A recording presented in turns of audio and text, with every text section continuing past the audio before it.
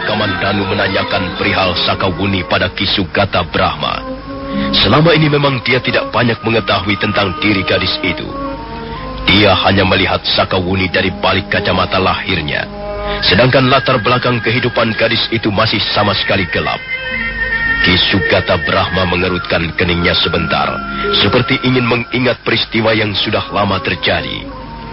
Dia memang sudah berjanji akan menceritakan perihal Sakawuni pada Arya Kamandanu. Sebenarnya saya tidak ingin membicarakan soal ini lagi, Nger. Sebab setiap kali mengenang sejarah kehidupan Sakawuni, hati saya menjadi sedih. Kalau memang kakek Sugata Brahma keberatan, tidak apa-apa, Kek. Kakek tidak perlu menceritakan perihal Sakawuni. Tidak, Nger. Tidak. Sekarang ini justru saya seperti mempunyai kewajiban untuk menceritakannya pada Angger Kamandanu. Angger Kamandanu adalah sahabatnya. Dan Sakawuni sendiri sudah mengatakan bahwa Angger adalah sahabatnya yang paling baik, paling dipercaya.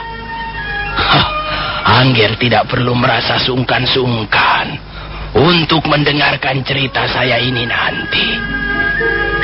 Ya, sejarah kehidupan Sakawuni memang tidak begitu menggembirakan. Apakah sekarang ini Sakawuni masih mempunyai orang tua, Kek? Kalau kita bicara tentang orang tua Sakawuni, maka kita harus kembali pada awal mulanya, Angger. Baiklah, saya akan mulai bercerita.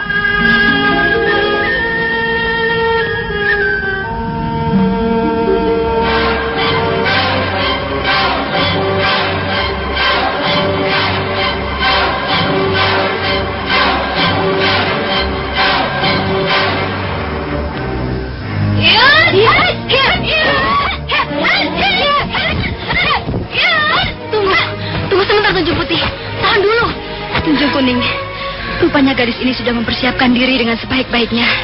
Ya, rupanya dia sudah membekali dirinya dengan ilmu kanuragan sebelum datang kemari. Ya, kita bisa menyaksikannya tadi. Gerakannya cukup lincah dan jurus-jurusnya cukup berbahaya. Siapa namamu? Namaku Sakawuni. Di mana rumah tinggalmu? Aku berasal dari desa Tanibala. Dengar Sakawuni, Dewi Tunjung Biru sendiri yang telah menugaskan kami untuk mengamankan daerah ini. Siapapun juga dilarang memasuki Bukit Panampihan sampai ke puncaknya. Untuk saat sekarang ini, junjungan kami tidak menerima tamu. Aku baru akan percaya apa yang kau katakan kalau sudah bertemu muka dengan Dewi Tunjung Biru. Kau keras kepala, Sakawuni. Sekarang ini kau harus memilih. Segera meninggalkan tempat ini atau terus bertarung melawan kami. Aku sudah memilih. Dan pilihanku tidak akan bisa dirubah-rubah lagi. Bagaimanapun juga, aku harus sampai di puncak Bukit Panampihan dan bertemu dengan Dewi Tunjung Biru. Sakawuni, ketahuilah, tempat ini merupakan celah atau pintu pertama menuju puncak Bukit Panampihan.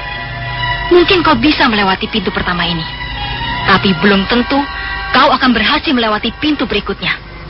Ayo Tunjung Putih.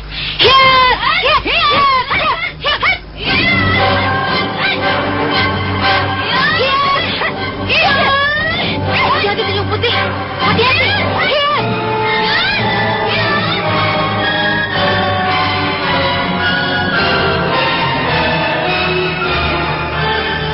Tunjung Kuning yang berpakaian serba kuning dan Tunjung Putih yang berpakaian serba putih segera menyerang Sakawuni yang berpakaian seperti seorang laki-laki petani.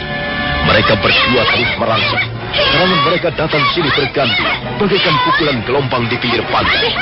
Tapi Sakawuni adalah seorang pendekar wanita yang sudah cukup berpengalaman dalam dunia kanuragan. Dengan mudah dia menangkis datangnya serangan sambil berkelit ke kiri ataupun ke kanan. Sakawuni merasa berada di atas angin. Dia tahu dua orang wanita yang sekarang sedang mengeroyoknya belajar juga ilmu kanuragan, tapi dalam tingkat yang sedang-sedang saja. Setelah 15 jurus berlalu, Sakawuni menjadi bosan. Akhirnya dia memutuskan untuk menyudahi pertarungan. Hati-hati tunjuk putih.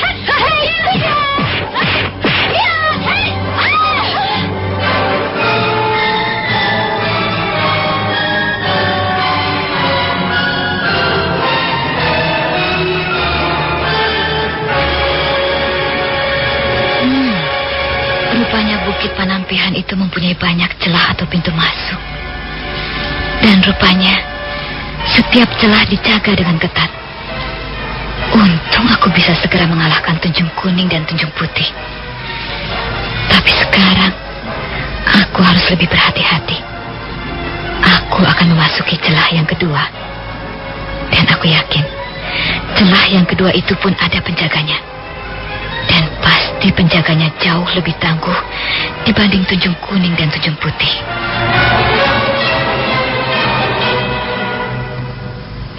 Kita tinggalkan sejenak Sakawuni yang telah berhasil melewati celah atau pintu masuk yang pertama menuju ke puncak Bukit Panampihan. Sekarang dia sedang dalam perjalanan menuju ke celah yang kedua. Kita kembali ke desa Tanibala. Ki Sugata Brahma tengah bercerita mengenai sejarah asal-usul Sakawuni. Waktu itu saya masih menjabat sebagai kepala desa Tanibala, Anggen. Ya, waktu itu saya masih cukup muda. Pada suatu hari, desa kami kedatangan serombongan prajurit-prajurit dari Istana Singasari.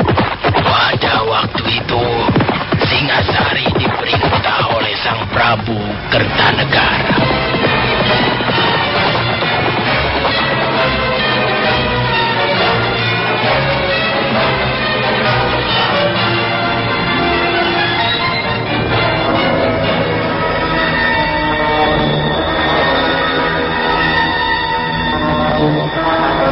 Nama saya Banyak Kapu.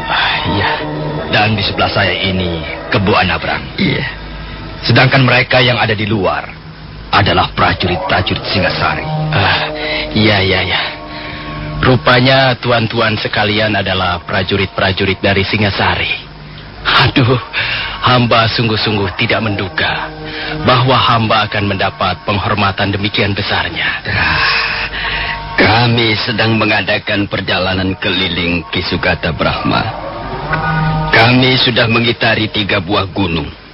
Gunung Kelut, Gunung Semeru, dan sekarang Gunung Bromo. Dan di antara desa-desa yang kami kunjungi, agaknya desa Tanibala inilah yang paling berkesan. Bukankah begitu, Kakang Banyak Kapuk? Ya, kukira begitu, adik Kebu Anabrang. Tuan-tuan jangan terlalu memuji. Sebenarnya tidak ada yang bisa dibanggakan di desa Tanibala ini. Ki Sugata Brahma jangan terlalu merendah. Ki Sugata boleh merasa tidak bangga. Tapi kami sama sekali tidak bermaksud memuji. Kami mengatakan yang sebenarnya. Kami kira desa ini pantas dijadikan desa percontohan. Kami lihat sawah-sawah digarap dengan cukup baik. Juga saluran air teratur. Hewan ternak saya lihat dipelihara dengan baik. Ya, rumah-rumah penduduk didirikan dengan cukup teratur letaknya. Ya, saya kira sebagai kepala desa, Ki Sugata Brahma telah berhasil membuat suatu daerah pemukiman yang nyaman. Mungkin itulah sebabnya Kakang Banyak Kapuk bermaksud tinggal beberapa hari di Tanibala ini. Bukankah begitu, Kakang Banyak Kapuk? Ya, kalau Ki Sugata Brahma tidak keberatan. Tidak, Tuan. Sama sekali hamba tidak merasa keberatan. Justru hamba merasa sangat bahagia dan bangga. Dalam sejarah kehidupan desa ini, baru sekarang inilah ada pembesar-pembesar kerajaan sudi singgah kemari. Silahkan tuan-tuan menginap di sini barang beberapa hari. Kami, warga desa Tanibala, akan menyambut tuan dengan segala senang hati.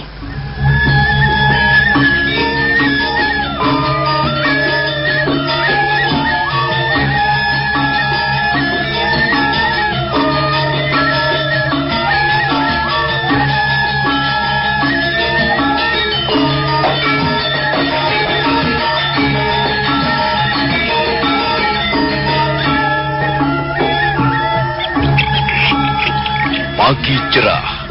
Desa Tanibala yang terbaring di lereng Gunung Bromo mendadak terbangun kembali setelah semalam tidur nyenyak dalam belayan kabut pegunungan yang dingin. Rumah kediaman Ki Sugata Brahma nampak sibuk dan ramai. Orang-orang desa semuanya tahu bahwa kepala desa mereka sedang menerima tamu, seorang pembesar kerajaan Singasari berikut para prajurit pengiringnya. Mendadak pintu belakang rumah Ki Sugata Brahma terbuka lebar. Dan muncullah seorang gadis cantik. Dialah putri tunggal Ki Sugata Brahma yang bernama Ayu Pupuh. Ayu Pupuh berlari-lari kecil mengikuti jalan setapak menuju sungai kecil di belakang rumahnya. Tangan kanannya memeluk sebuah bakul bambu yang berisi perabot-perabot dapur yang sudah kotor. Mendadak gadis manis itu menghentikan langkahnya dengan wajah pucat pasi. Tiba-tiba saja di depannya telah berdiri seorang laki-laki yang tegap perkasa.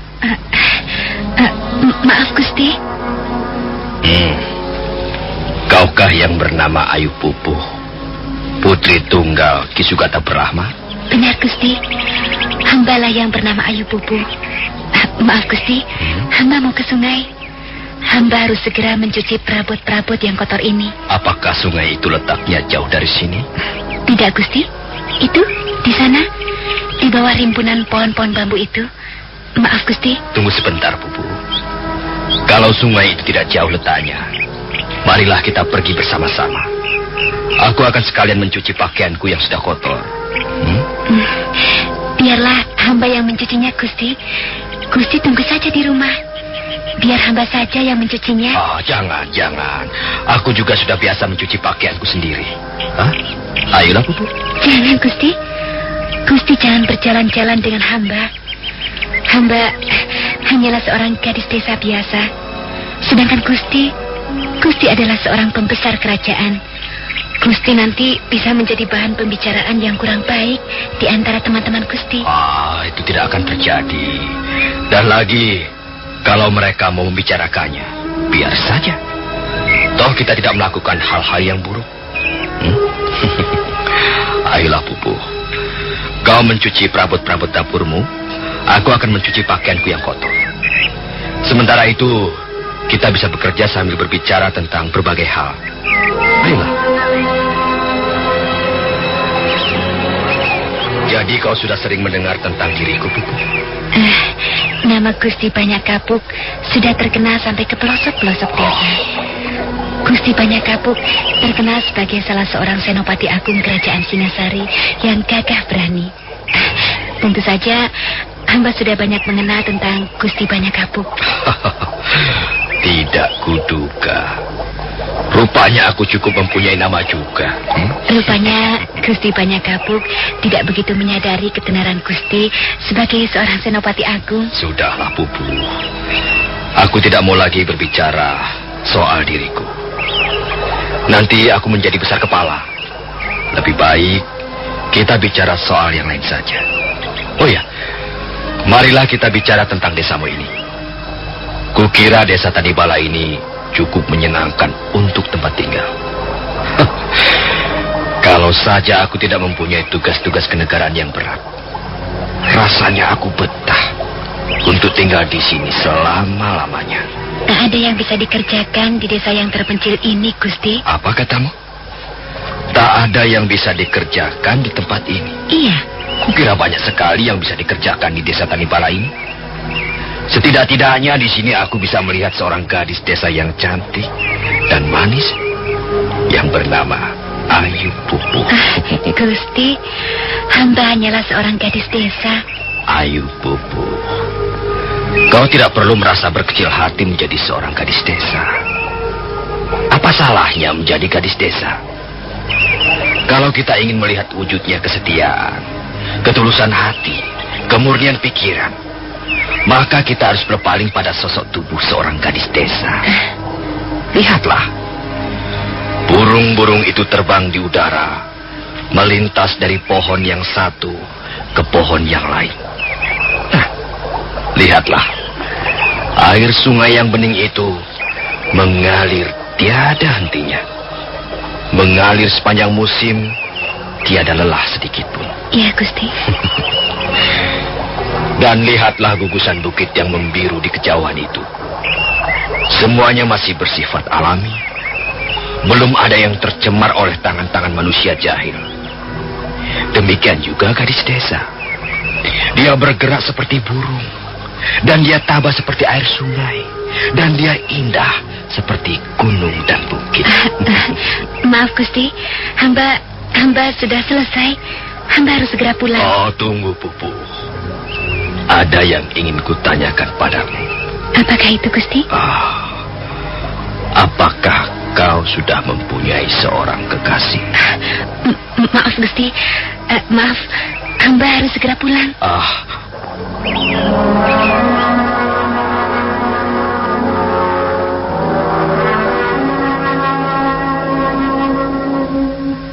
Ayu Pupuh buru-buru melangkah ke arah atas tepian sungai. Karena buru-buru, dia menjadi lengah. Kaki kanannya terpleset batu sungai yang licin berlumur.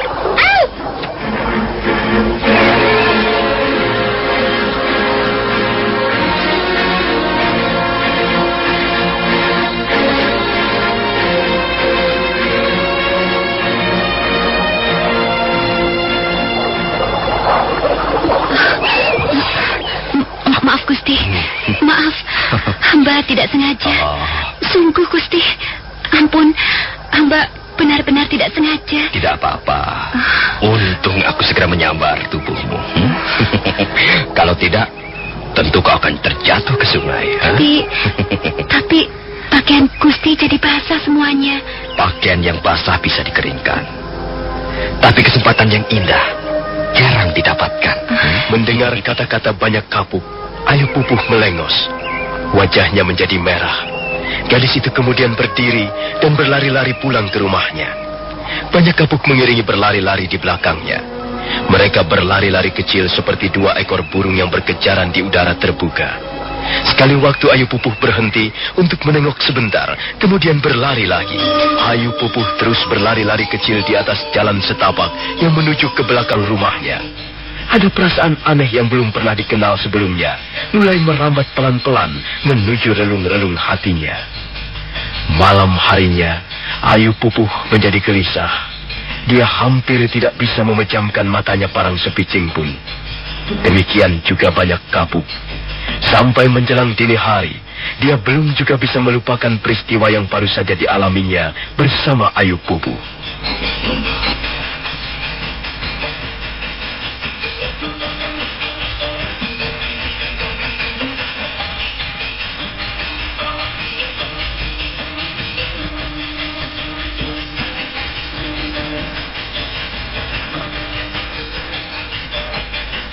Nah, bagaimanakah kisah selanjutnya?